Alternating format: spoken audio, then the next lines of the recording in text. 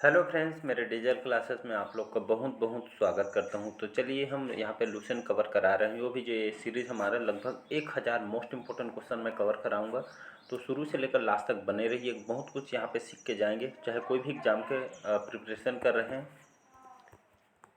SSC, railway, UPSC, कोई भी state का एग्ज़ाम हो, चाहे आपका सेंट्रल गवर्नमेंट के एग्ज़ाम हो, सभी एग्ज़ाम के लिए जो लुसेंट है आपके बहुत इंपॉर्टेंट है। लुसेंट से सारे क्वेश्चन मैं लिया हूँ, तो आपको कहीं से भी और पढ़ने की ज़रूरत आई थिंक नहीं पड़ेगी। तो यहाँ से इसको बार बार रिवाइज़ कीजिए और प्रीवियस ईयर के क्वेश्चन भी लगाइए, ताकि मैं जो पढ़ा रहा हूँ आपको कितना इम्पोर्टेंट है नहीं है ये आपको समझ आएगा। तो जितना भी मैं क्वेश्चन लूँ सारे इम्पोर्टेंट है। 1000 ये आपका सीरीज़ चलने वाली है, तो जुड़े रहिएगा। पहले बार आए तो चैनल को सब्सक्राइब करके रख लीजिएगा, ताकि जो नोटिफिकेशन है आप तक पहुँच पाए। तो इसको याद रखिएगा। तो स्टार्ट करते हैं सेशन। 150 क्वेश्चन मैं पिछले क्लासेस में किया था, तो इसको देख लीजिएगा पिछले क्लासेस को।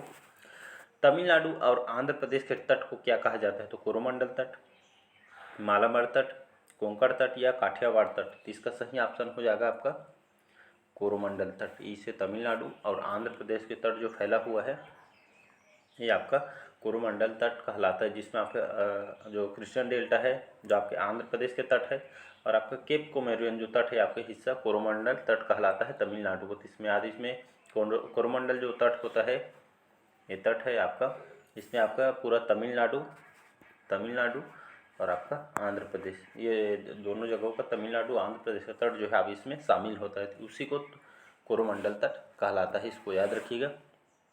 नेक्स्ट क्वेश्चन, अगला क्वेश्चन है, नीली क्रांति का संबंध किस क्षेत्र से था? तो ये बकरी पालन से, मत्स्य पालन, मुर्गी पालन या उपरोक्त सभी। इसका सही ऑप्शन हो जाएगा आपका मत्स्य पालन। इसको मछली पालन भी कहा जाता है, इसको याद रखिएगा। इसको और क्या बोलते हैं? Blue revolution. ब्लू रेवोल्यूशन, मछली पालन, मत्स्य पालन एक ही है। ये आपके जो नीली क्रांति है इसको क्यों लाया गया था, कौन से क्षेत्र में इसको बढ़ावा देने के लिए लाया गया था? ये आपके किसानों की आय दुगनी करने के लिए, जो मछुआरे रहते हैं तो ये जो मत्स्य पालन, मछली पालन जो करते हैं बिजनेस के लिए, तो इनके किसानों को आय को दुगनी करने के लिए इस कार्यक्रम को चलाया गया था, जिसमें समुद्री जो है पालन को अधिक से अधिक बढ़ावा देने, किसानों को आय को बढ़ाने के लिए इसको मत्स्य पालन उद्योग में तीव्र विकास के लिए इसको लाया गया था। तो इसको याद रखिएगा। बहुत बार एग्जाम में क्वेश्चन को पूछा है, तो बहुत इंपॉर्टेंट क्वेश्चन है, इसको याद रखिए। सारे क्वेश्चन इंपॉर्टेंट है। अगला क्वेश्चन देखते हैं यहाँ पे, भारत में सर्वाधिक मूंगफली का उत्पादन कौन से राज्य में होता है? तो बिहार, हरियाणा, गुजरात या राजस्थान। इसका सही ऑप्शन हम देखें तो गुजरात इसका करेक्ट आंसर हो जाएगा, इसको याद रखिएगा। तो भारत में अगर पूछे सर्वाधिक मूंगफली उत्पादन कौन से राज्य में होता है तो गुजरात आंसर लीजिएगा। मूंगफली का सबसे बड़ा उत्पादक राज्य है गुजरात। इसके बाद आपका राजस्थान, तमिलनाडु, महाराष्ट्र, आंध्र प्रदेश और आपके एमपी वगैरह इसमें आते हैं। तो इसको याद रखें। मूंगफली है कौन से फसल के अंतर्गत आता है? ये भी क्वेश्चन पूछ चुका है। मूंगफली जो है आपके कौन से फसल के अंतर्गत आता है? तो आपके खरीफ और आपका रबी। तो खरीफ और रबी दोनों फसलों के अंतर्गत आता है और दोनों मौसमों में इसको किया जाता है। तो इसको याद रखिएगा जी। अगला क्वेश्चन देखते हैं, यहाँ पे निम्नलिखित किस ग्रह को पृथ्वी का जुड़वा वाहन कहा जाता है?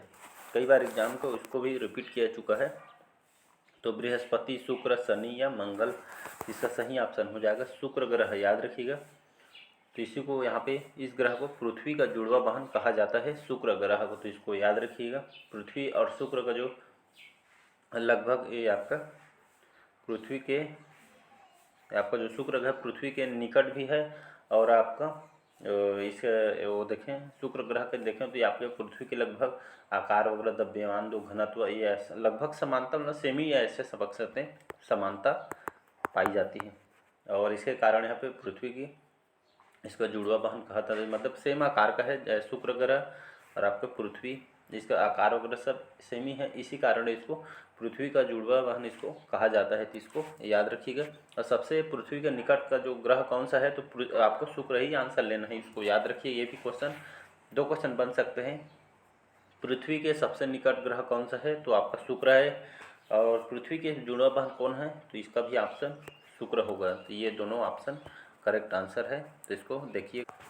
अगला क्वेश्चन देखते हैं, विटामिन ई का रासायनिक नाम क्या है? तो के आपके विटामिन से भी क्वेश्चन, बहुत सारे क्वेश्चन बनते हैं, तो इसको याद रखिए जी।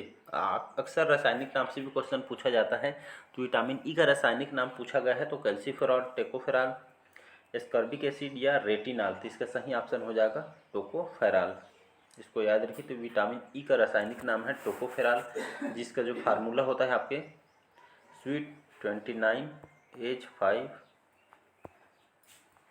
ये वाला इसका फार्मूला है। तो इसको याद रख, फार्मूला नहीं पूछेगा, लेकिन ये आपका जो विटामिन ई है आपके, ये आपके कहाँ पे पाए जाते हैं, तो इसमें वनस्पति तेल वगैरह में आपके पाई जाती है विटामिन ई, इसको याद रखिएगा। वही मैं बात करूं रेटिनॉल, ये आपका कौन से रासायनिक नाम है, किसका रासायनिक नाम है? विटामिन ए का आपका रासायनिक नाम है, इसको याद रखिएगा। ये इसको यहाँ पे आपका जो कैल्शियम जो फेरॉल दिया गया है, ये आपके कौन से विटामिन का आपका रासायनिक नाम है, तो इसको याद रखिएगा। विटामिन डी, इसका याद रखिए। विटामिन डी के जो कैल्शिफेरॉल है, विटामिन डी का एक रासायनिक नाम है इसका। ये आपके विटामिन डी कहाँ से मिलता है, तो हमें सूर्य के धूप से मिलता है, जो कि बहुत लाभदायक। और इसके बाद ये आपका आ जाता है एस्कॉर्बिक एसिड, ये आपके कौन से विटामिन का आपका रासायनिक नाम है, तो विटामिन सी, इसको याद रखिए। विटामिन सी किस में पाया जाता है, तो खट्टे फलों में, जैसे आंवला, इमली, ये सब में आपका पाया जाता है, तो इसको याद रखिएगा। एस्कॉर्बिक एसिड, इसके तो बाकी सभी को बता दिए हूँ, तो इसको याद रखिएगा, इम्पोर्टेंट क्वेश्चन है। अगला क्वेश्चन देखते हैं। दलदली भूमि में मुख्यतः कौन सी गैस निकलती है, तो मीथेन, कार्बन डाइऑक्साइड, ऑक्सीजन या हाइड्रोजन, तो इसका सही ऑप्शन हो जाएगा आपका मीथेन, करेक्ट आंसर हो जाएगा। तो दलदली जो भूमि होते हैं, यहाँ पे जो आप चलेंगे तो पैर धंसने लगता है, तो उसी को दलदली भूमि कहते हैं। तो इसमें कौन सी गैस निकलती है, तो इसमें मीथेन गैस निकलती है, इसको याद रखिएगा। तो आपके दलदली भूमि पाई जाती है, इसको याद रखिएगा। इसको मार्स गैस भी इसको कहा जाता है, इसको याद रखिएगा। तो इसका सही ऑप्शन हो जाएगा मीथेन, इसको याद रखिएगा। मीथेन गैस भी इसको कहा जाता है। नेक्स्ट अगला क्वेश्चन देखते हैं। यहाँ पे भारत में हरित क्रांति का जन्मदाता किसे कहा जाता है? बहुत बार क्वेश्चन को रिपीट किया गया है। तो हीरालाल चौधरी, सैम पित्रोदा, A.K. स्वामीनाथन या नॉर्मन बोरलॉग, तो इसका सही ऑप्शन हो जाएगा आपके नॉर्मन बोरलॉग, करेक्ट आंसर हो जाएगा। तो भारत में हरित क्रांति के जन्मदाता या किनके द्वारा लाया गया है भारत में, तो आपके जो हमारे डॉक्टर नॉर्मन बोरलॉग है, जो कि एक वनस्पति वैज्ञानिक थे। इन्होंने हरित क्रांति लाने के काम इनके द्वारा किया गया है, तो इसको याद रखिएगा। इसकी शुरुआत कब की गई थी? तो इसकी शुरुआत है आपके 1965 से 68 में इसकी शुरुआत की गई, इसको याद रखिएगा। और आपके हरित क्रांति कौन से क्षेत्र से है? तो कृषि को बढ़ावा देने के लिए, मतलब किसानों को आय को बढ़ाने के लिए इसको लाया गया था, इसको याद रखिएगा। अगला क्वेश्चन देखते हैं। यहाँ पे मोस्ट इम्पोर्टेंट क्वेश्चन है, इसको भी बहुत बार रिपीट किया है। 1984 में 1984 में, तो डेट को भी याद रखना है, डेट भी पूछा गया है। तो 1984 में हुई भोपाल गैस त्रासदी में किस गैस के रिसाव के कारण हुई थी? तो नाम सुने होंगे, भोपाल गैस त्रासदी हुआ था 1984 में, 1984 में। तो डेट मोस्ट इम्पोर्टेंट है, इसको याद रखिए। 1984 में हुआ था।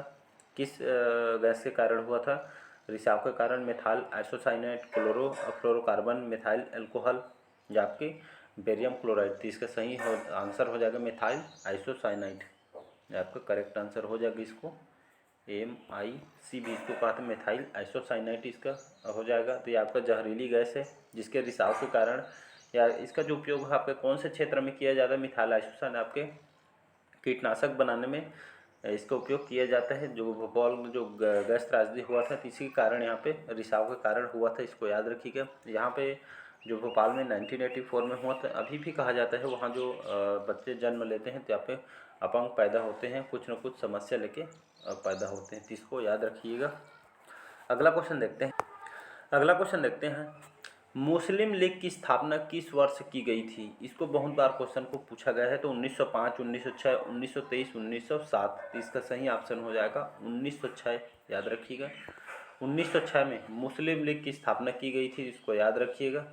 और ये आपका आगा खां जो कि ढाका के रहने वाले हैं, तो इनके द्वारा मुस्लिम लीग की स्थापना, इसका नेतृत्व इनके द्वारा किया गया था, इसको याद रखिएगा।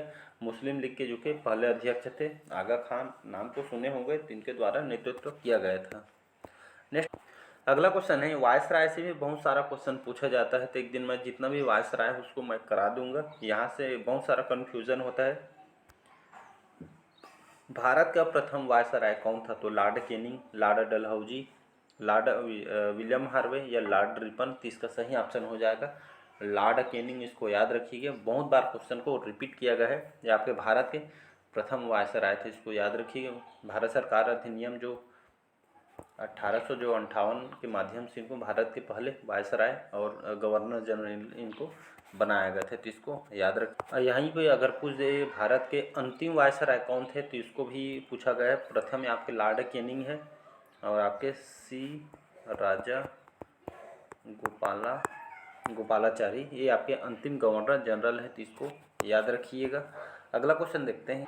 नेक्स्ट क्वेश्चन देखते हैं यहाँ पे, मुगल सम्राट अकबर के 9 रत्नों में से एक जो टोडरमल था, टोडरमल का संबंध कौन से क्षेत्र से, या इनको कौन से क्षेत्र के इनका जो मुख्य बनाया गया था, तो कृषि, व्यापार, भू राजस्व, व्यवस्था, उपरोक्त सभी, ये आपका वित्त विभाग है ना, वित्त विभाग।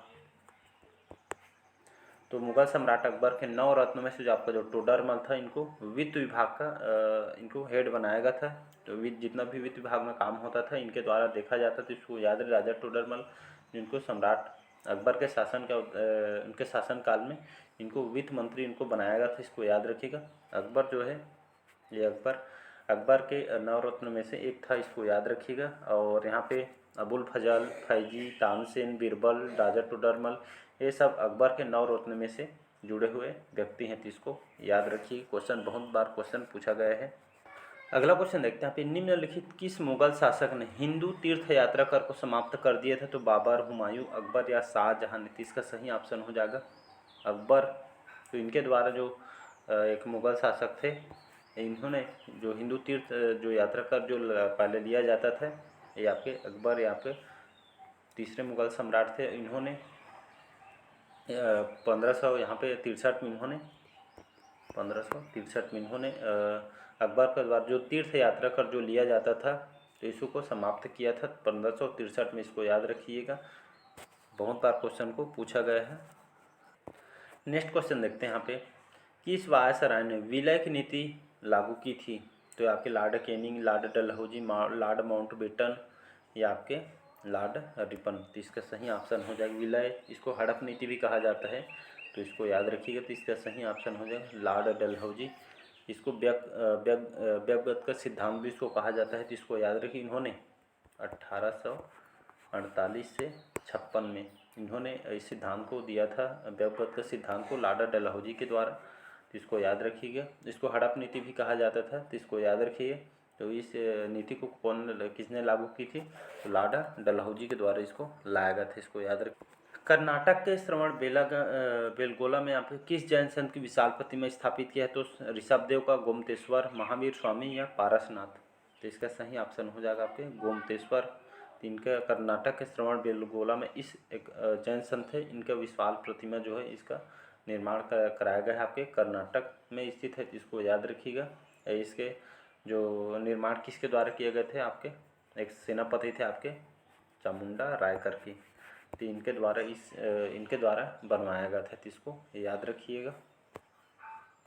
अगला क्वेश्चन देखते हैं यहाँ पे, भारत में पंचायत के सदस्य बनने के लिए जो न्यूनतम आयु सीमा कितनी होनी चाहिए, तो 18 वर्ष, 20 वर्ष, 21 वर्ष या 25 वर्ष। बहुत बार क्वेश्चन को पूछा गया है, तो 21 वर्ष होना चाहिए, इसको याद रखिएगा।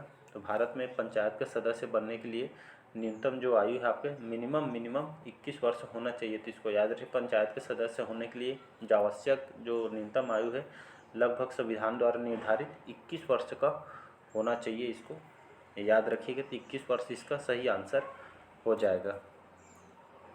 तो आज का सेशन तक यहीं तक रखते हैं, शायद वीडियो लंबा हो जाएगी, इसलिए सेशन को यहीं तक रखते हैं। बाकी जो क्वेश्चन हम नेक्स्ट पार्ट में कवर कराएंगे, और जितना भी क्लासेस है उसको देखते चलिए। शुरू से पढ़ेंगे, लगभग 165 क्वेश्चन हो गए हैं, तो यहाँ पे लगभग 1000 सीरीज मैं चलाने वाला हूँ। तो सारे जो क्वेश्चन इंपॉर्टेंट है, प्रीवियस ईयर के क्वेश्चन भी सॉल्व करते चलिए। मैं जो पढ़ा रहा हूँ आपके लिए कितना बेनिफिट हो रहा है, या फिर क्वेश्चन में देखने को नहीं मिल रहा है या नहीं, ये आपको देखिए। कोई भी एग्जाम का क्वेश्चन पेपर उठा के देख लिए। तो चलिए क्वेश्चन को यहीं तक रखते हैं, बाकी जो क्वेश्चन हम नेक्स्ट पार्ट में कवर कराएंगे। तो कमेंट करके बताइएगा आज का सेशन कैसे लगा, जो मैं क्वेश्चन ला रहा हूँ आपके लिए इम्पोर्टेंट है नहीं, उसको भी कमेंट करके बताइएगा। तो चलिए बस आज के लिए इतना ही। Thank you.